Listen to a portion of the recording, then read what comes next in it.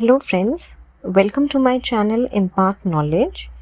If you are new to this channel, consider to like, share and subscribe. Also press the bell icon to receive notification whenever a new video is uploaded. Let's get started. आज हम discuss करेंगे ELSS के बारे में। ELSS को equity linked saving scheme कहा जाता है। एज द नेम सजेस्ट, आपका जो मनी है वो इक्विटी स्टॉक्स में इन्वेस्ट किया जाता है। सो ELSS एंड टैक्स बेनिफिट का क्या कनेक्शन है? सो ELSS स्कीम में आप टैक्स बेनिफिट भी अवेल कर सकते हैं अंडर सेक्शन 80C। तो अगर तो आप टैक्स बेनिफिट अवेल करना चाहते हैं एंड आप ओके है थोड़ा सा रिस्क लेने के लिए, देन इन दैट केस आप ELSS स्कीम में इन्वेस्ट कर सकते हैं। इस स्कीम में आपका जो रिटर्न्स है वो मॉडरेट है एंड यहाँ पे जो फंड मैनेजर है वो आपके रिस्क और आपके फंड दोनों को मैनेज करते हैं। सो लेट्स अंडरस्टैंड कि ELSS वर्क कैसे करता है।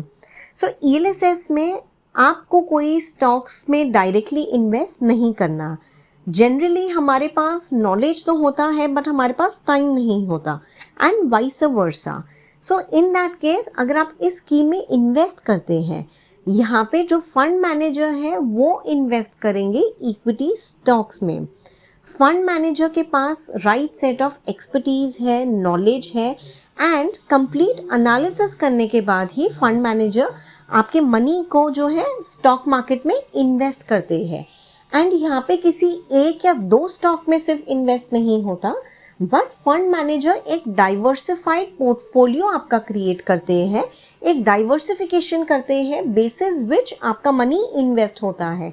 सो आपका large cap, mid cap, small cap आपका ओवरऑल फंड में इन्वेस्ट किया जाता है सो दैट आपका जो रिस्क है वो मिनिमाइज हो एंड जो आपका रिटर्न्स है वो मैक्सिमाइज हो सके। सो ELSS में अगर आप इन्वेस्ट करेंगे आपको क्या बेनिफिट्स हैं इन्वेस्टमेंट करने के? सो एक तो इसमें आपका लॉक इन पीरियड सबसे लोएस्ट है। नाउ व्हेन आई से lowest lock in period which means अगर आप टैक्स बेनिफिट अवेल करना चाहते हैं, अगर आप अदर स्कीम्स चेक करेंगे जैसे PPF है, आपका टैक्स सेविंग FDs है, यहाँ पे आपका जो लॉक इन पीरियड है वो बहुत हाई है। वेरिन ELSS में आपका जो लॉक इन पीरियड है वो सिर्फ 3 years का है, विच मीन्स आफ्टर 3 years अगर आप मनी विड्रॉ करना चाहते हैं आप कर सकते हैं। ऑल्सो टैक्स बेनिफिट आप इसमें अवेल कर सकते हैं under section 80C up to 1.5 lakh पर फाइनेंशियल ईयर। तो ये ऑप्शन आपके पास अवेलेबल है। ऑल्सो इसमें अगर आप लॉन्ग टर्म के लिए इन्वेस्टेड रहते हैं ELSS स्कीम में, आपका जो कैपिटल अप्रिसिएशन है वो बहुत हाई होगा। सो नॉट ओनली ELSS, अगर आप किसी भी म्यूचुअल फंड की स्कीम में अगर आप इन्वेस्टेड रहते हैं फॉर अ लॉन्गर टेन्योर, आपका जो रिटर्न होता है वो compared to shorter tenure, long term में आपका जो रिटर्न होता है वो बहुत बेटर रहते हैं। ऑल्सो इसमें फंड मैनेजर, जैसे मैंने ऑलरेडी आपको बताया, फंड मैनेजर आपके फंड को मैनेज करते हैं। सो इट्स नॉट कि आपका बहुत कम स्टॉक्स में इन्वेस्ट होगा जैसे मैंने आपको बताया, बट यहाँ पे फंड मैनेजर आपका एक डाइवर्सिफाइड पोर्टफोलियो क्रिएट करेंगे सो दैट आपका जो रिटर्न्स है वो मैक्सिमाइज हो सके। ऑल्सो इसमें आपको एक फ्लेक्सिबिलिटी दी जा रही है कि आप किस वे से ELSS में इन्वेस्ट करना चाहते हैं। आपके पास 2 ऑप्शंस हैं। इफ़ यू वांट आप इसमें लमसम भी इन्वेस्ट कर सकते हैं at one go, but if not lump sum, आप चाहते हैं कि आप ऑन अ मंथली बेसिस इसमें इन्वेस्ट करें जिसे SIP कहा जाता है, आप वो भी कर सकते हैं। सो लेट्स से अगर मुझे 1 लाख रुपीज़ इन्वेस्ट करना है एट वन गो, मैं लमसम ऑप्शन सेलेक्ट कर सकती हूँ। But let's say if I want to invest 5,000 rupees monthly basis पे, सो मैं SIP ऑप्शन सेलेक्ट कर सकती हूँ depending upon my choice. Also इसमें जो आपका एंट्री कॉस्ट है वो बहुत कम होता है। सो अगेन यहाँ पे आपका जो एंट्री कॉस्ट है 2.25% मैक्सिमम है। सो यहाँ पे डिपेंडिंग अपॉन आप किस फंड में इन्वेस्ट कर रहे हैं, आपका एक बहुत नॉमिनल सा फी लिया जाता है जिस टाइम पे आप इन्वेस्ट कर रहे हैं। यहाँ पे ELSS में आपके पास इन्वेस्टमेंट के 2 ऑप्शंस हैं। One is growth fund and next is dividend. First is growth fund. As the name suggests, growth means capital appreciation.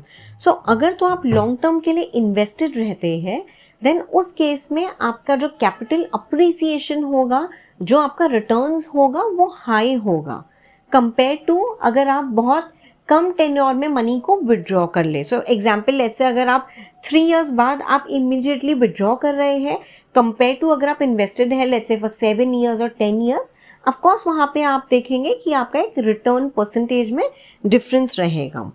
And second है आपका dividend option. So dividend basically जो भी आपकी म्यूचुअल फंड स्कीम प्रॉफिट्स करती है वो profit जो है इन्वेस्टर्स में डिस्ट्रीब्यूट किया जाता है. सो एक तो डिविडेंड आपका गारंटेड नहीं रहता, एंड ऑल्सो जिस टाइम पे भी प्रॉफिट्स होता है, जिस टाइम पे प्रॉफिट्स डिक्लेयर किया जाता है उस टाइम पे डिविडेंड दिया जाता है, विच मीन्स कोई फिक्स टेन्योर या टाइम आपका नहीं है कि इस टाइम फ्रेम में आपको डिविडेंड आएगा. सो डिपेंडिंग अपॉन किस स्कीम में आपने इन्वेस्ट किया है एंड अगर उस स्कीम में प्रॉफिट हुआ है, दैट इज़ व्हेन आपका डिविडेंड जो है डिक्लेयर किया जाता है. So these are 2 investment option in ELSS. So to sum up, ELSS basically आपका इक्विटी स्टॉक्स में इन्वेस्ट किया जाता है आपका फंड, एंड विद दैट आपको टैक्स बेनिफिट का बेनिफिट दिया जाता है, जहाँ पे आप आफ्टर 3 years चाहे आप इसमें मनी विड्रॉ कर सकते हैं आपकी रिक्वायरमेंट के अकॉर्डिंग. सो अगर ये वीडियो आपके लिए यूज़फुल रही है तो आप फर्दर इसे शेयर कर सकते हैं with your family and friends. And also अगर कोई स्पेसिफिक टॉपिक है जिस पे आप चाहते हैं कि मैं वीडियो बनाऊं, आप कमेंट बॉक्स में अपना कमेंट शेयर कर सकते हैं. And thank you for watching.